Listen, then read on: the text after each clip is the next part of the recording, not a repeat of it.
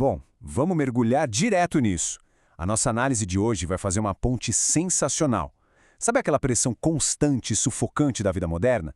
A gente vai combater isso com a sabedoria inabalável da filosofia antiga, focando no que chamamos de a dicotomia do controle. O objetivo aqui é entender direitinho como lidar com o estresse diário, usando umas ferramentas mentais que, olha, sobreviveram há milênios. É uma jornada para a gente descobrir como manter a calma e a clareza mental, não importa o caos absoluto que o mundo jogue no nosso colo. Então, para começar, a gente precisa encarar um problema universal. Grande parte do sofrimento emocional humano, aquela ansiedade que bate todo dia, não vem dos eventos em si. Na verdade, vem do nosso péssimo hábito de atrelar felicidade a situações externas que são, convenhamos, totalmente imprevisíveis. A economia, o clima, o trânsito ou até mesmo o que as outras pessoas pensam da gente. É a receita perfeita, infalível mesmo, para o estresse constante. Mas como a gente consegue escapar dessa armadilha? Bom, isso nos leva a uma citação incrível que já entrega a solução inicial de bandeja. Epiteto, que foi um dos maiores filósofos históricos de todos os tempos, começou o famoso manual dele, o Enchiridion, com uma frase impressionantemente simples. Ele disse: algumas coisas dependem de nós e outras não dependem de nós. Parece até óbvio demais, né? Mas a aplicação profunda dessa única ideia é justamente a chave filosófica para combater aquele peso de sobrecarga que a gente sente todo santo dia. O que nos leva à primeira parte, o problema do controle, a raiz do sofrimento emocional.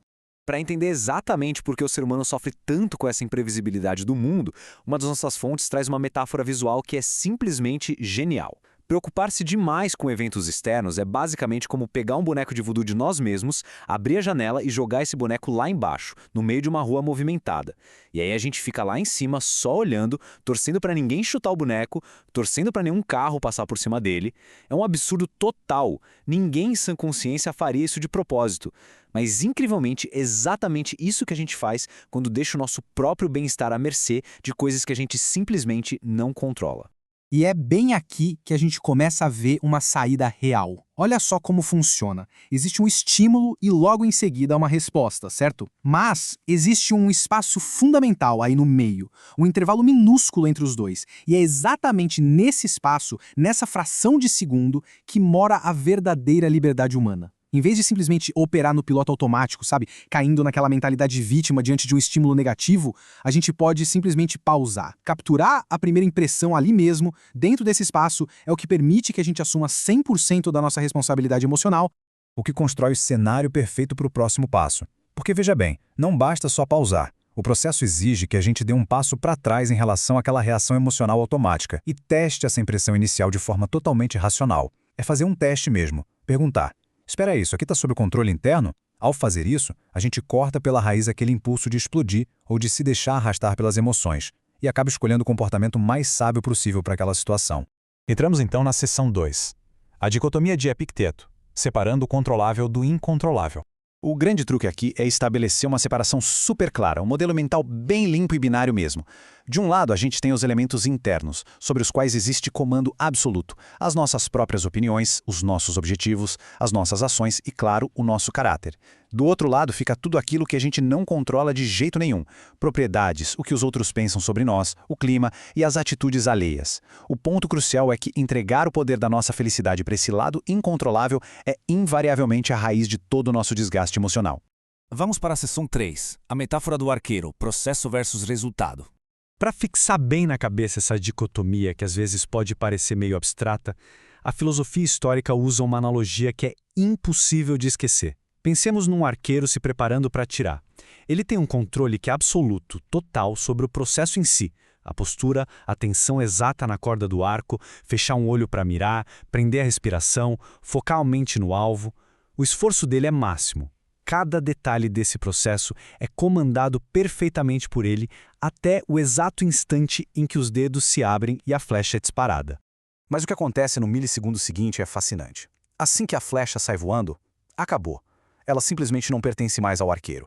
Agora, ela pertence ao destino. Uma rajada de vento que aparece do nada, um pássaro que cruza a trajetória ou até o próprio alvo se movendo bruscamente. São variáveis externas que podem mudar completamente o resultado final. Isso significa que o processo exige da gente um esforço total, claro, mas o resultado, esse a gente simplesmente precisa aceitar com tranquilidade, seja ele qual for. Seção 4. A tricotomia do controle, atualizando para a complexidade do mundo real. Só que aqui tem uma reviravolta muito interessante. Aquele modelo binário e clássico do Epicteto precisava de uma certa atualização para os dias de hoje.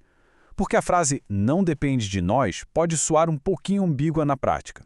Por isso, o filósofo moderno William B. Irvine propôs expandir essa dicotomia para uma tricotomia. A gente mantém o controle total e o nenhum controle, sem dúvida. Mas aí entra uma terceira e essencial categoria, o controle parcial. E faz todo sentido, porque a imensa maioria das ansiedades modernas não é sobre coisas como o sol nascer ou chover, mas sim sobre situações onde a gente tem influência parcial, como tentar vencer uma competição ou lutar por uma vaga de emprego. Vamos usar o exemplo de uma partida de tênis para visualizar isso melhor.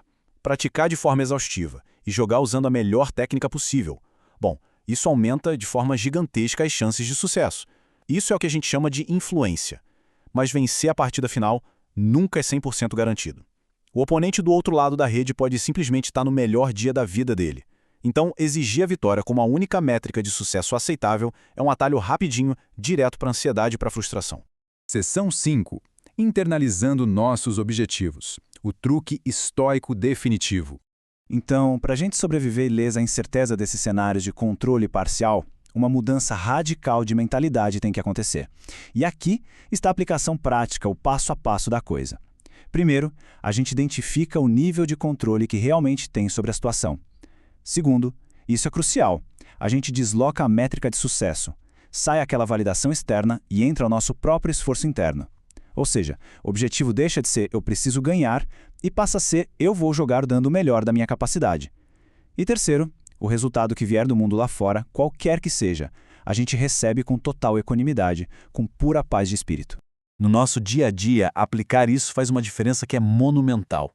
Em vez de focar obcecadamente em uma promoção que depende de um chefe, o foco vai todo para executar o próprio trabalho da forma mais impecável possível. Em vez de ficar tentando forçar uma pessoa a demonstrar afeto, o foco passa a ser agir de forma amorosa, ser uma pessoa digna de amor. Isso funciona como um escudo, sabe? Blinda a mente contra decepções. Porque aí o sucesso passa a depender exclusivamente da nossa própria virtude e do nosso esforço, e não importa mais o que o mundo decida fazer em resposta.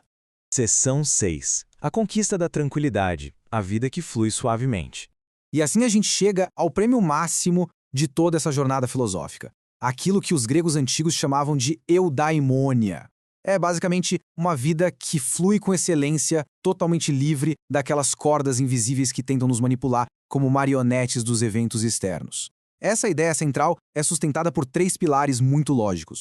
Assumir a responsabilidade pelas próprias reações, focar de forma implacável naquilo que a gente realmente pode controlar e viver com arete, que significa, na prática, expressar a nossa melhor versão a cada instante. Quando esses elementos se alinham, olha, uma tranquilidade profunda e inabalável simplesmente surge. Para encerrar a nossa análise, fica uma reflexão bem provocativa. O vento da vida vai continuar soprando, isso é fato. E a flecha, inevitavelmente, vai sair do curso em algum momento. Mas, ao internalizar esses princípios estoicos, a grande pergunta é: onde vai estar o foco da mente? No vento incontrolável? Na flecha perdida? Ou na firmeza inabalável do próprio arco? Fica a reflexão, e até o nosso próximo encontro.